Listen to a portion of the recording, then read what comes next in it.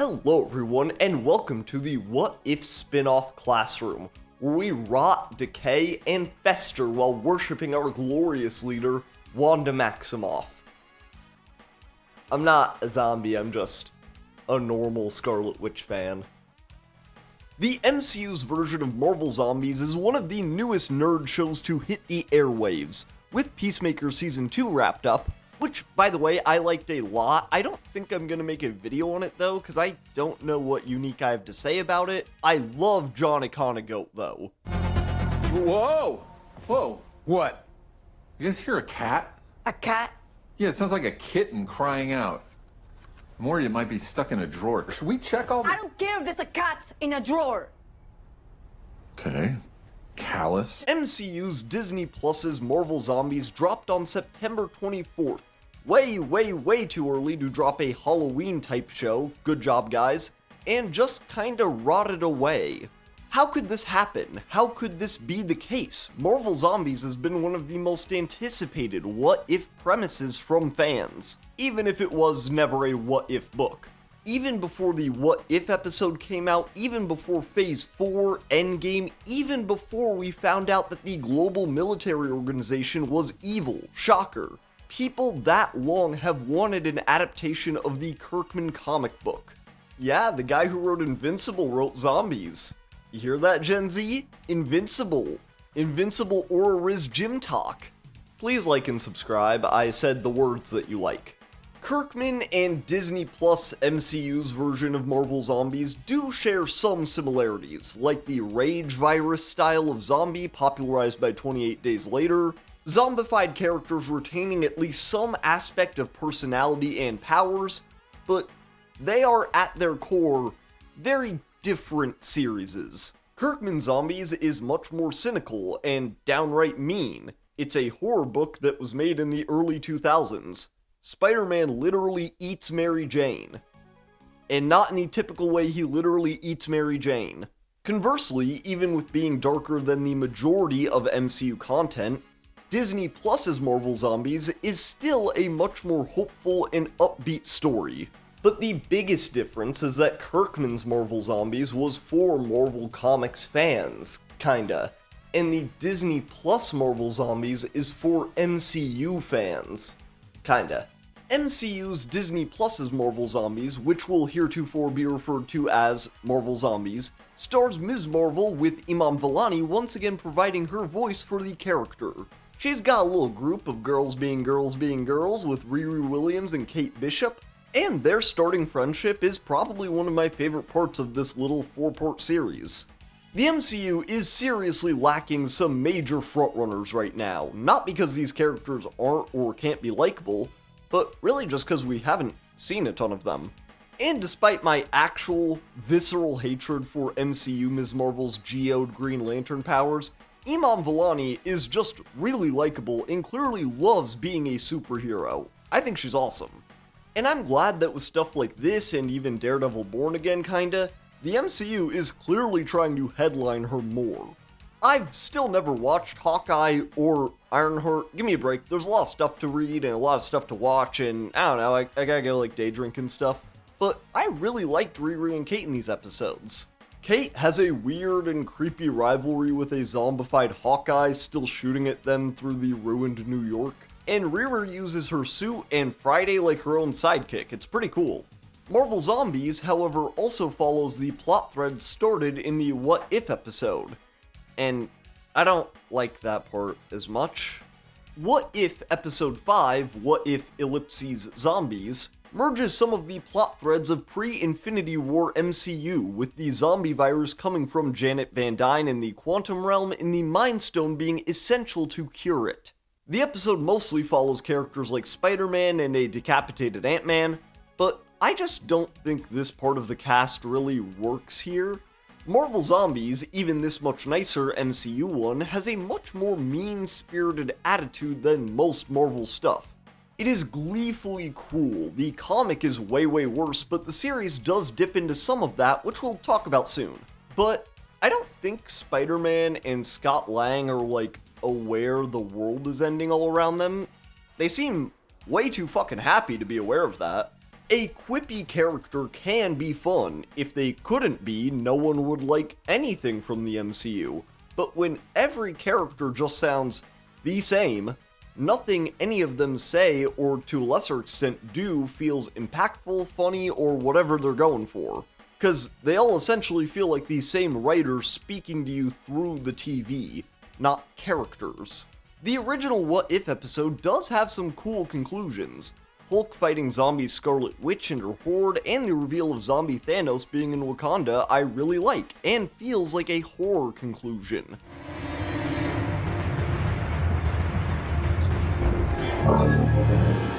But when we pick this storyline back up in the Marvel Zombies series, we leave literally all of the interesting parts of it in Wakanda.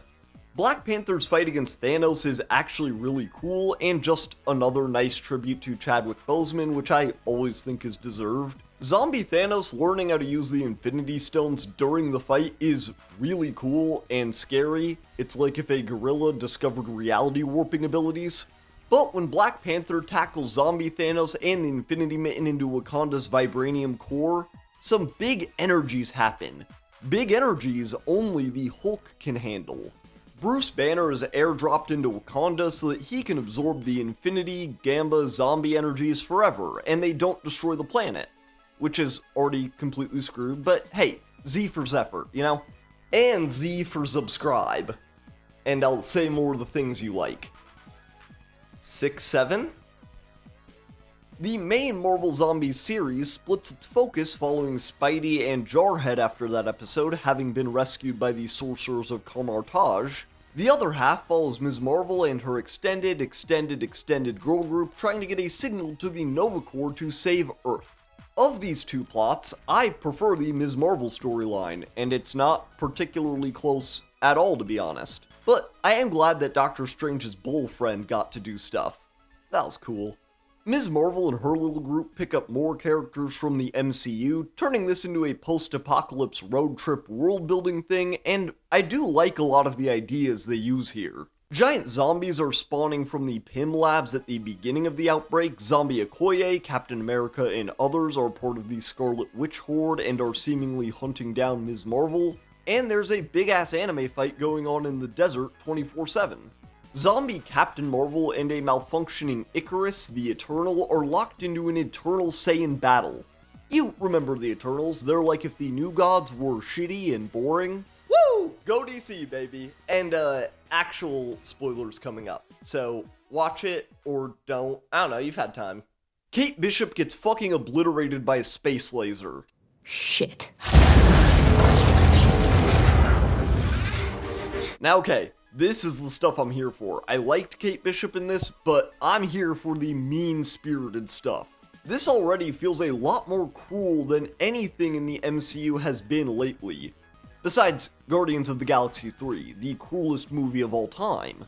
But even among the world-building decisions I do like, this series is still for MCU fans, not comic book fans. Not mutually exclusive by any stretch of the imagination, but certainly not the same thing.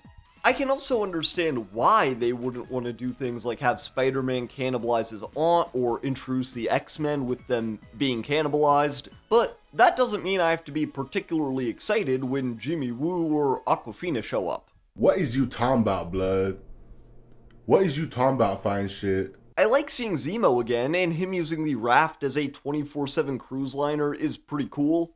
Even though later when they get off they include a quip about him being seasick when he's been living at sea for years and this was his fucking idea. One of the best action sequences of the 4 episodes is when zombie MCU's Namor pulls up with his, whatever they're calling Atlanteans now, and they're like a school of piranha, especially Namor. He's really scary. An issue I'm having now is that anytime I make a Marvel video and I name one of my mains in Marvel Rivals, I just want to go do that. I love you, Namor. MCU's Disney Plus's Marvel Zombies isn't that bad. It's just also not that good in my opinion. The animation is some of the coolest they've ever done for these, even though I don't love the CG style they use for these.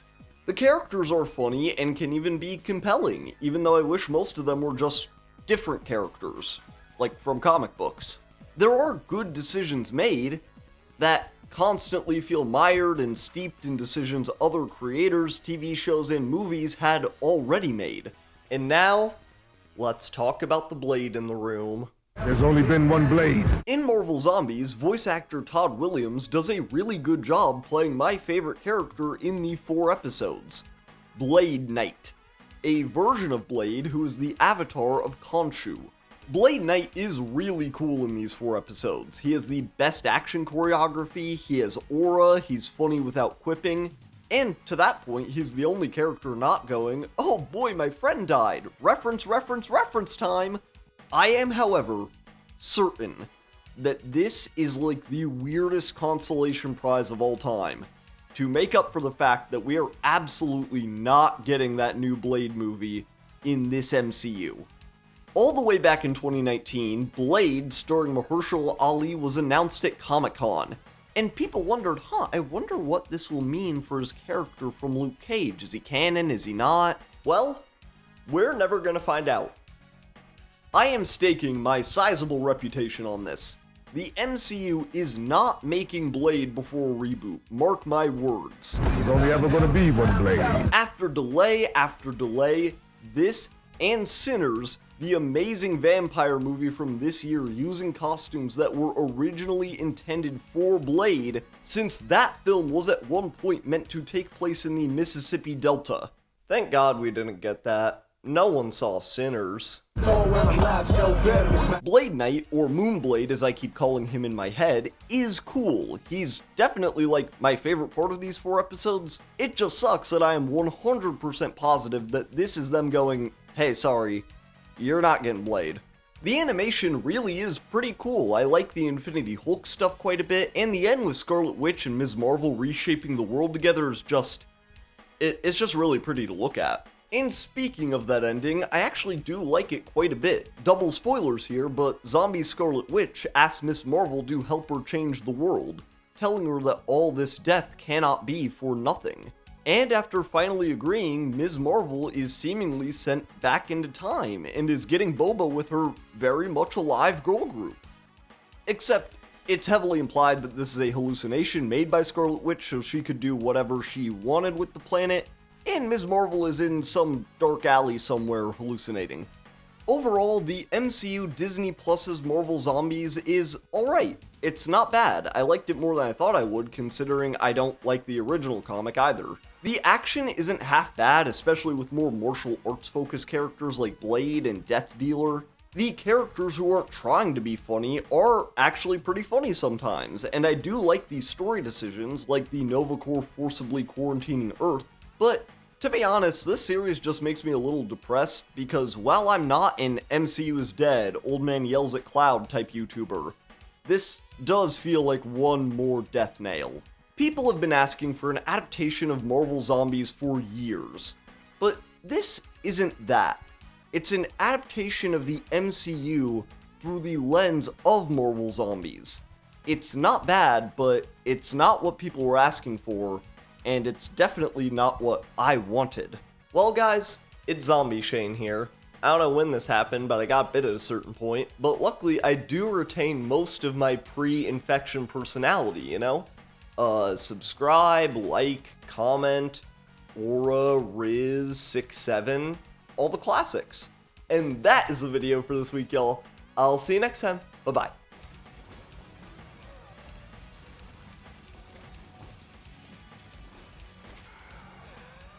Hey everyone, thank you so much for watching that video. If you made it to this point, a double thank you very much.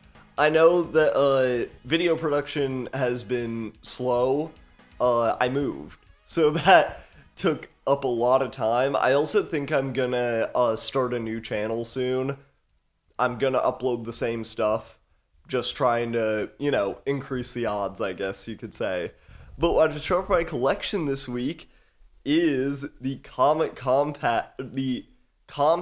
comic of V for Vendetta.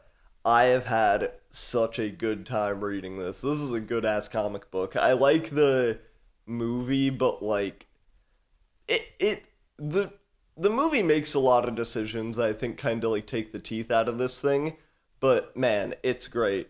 It's an Alan Moore book about fascism. It's about the fascists. If you didn't know that, it's about fascists. It's really good. It's really well written. I love that socialist wizard. He writes beautiful comic book. But yeah, got some really exciting stuff coming up here soon. Got some more anime stuff I'm doing. But I gotta get going. I'll see y'all. Bye-bye.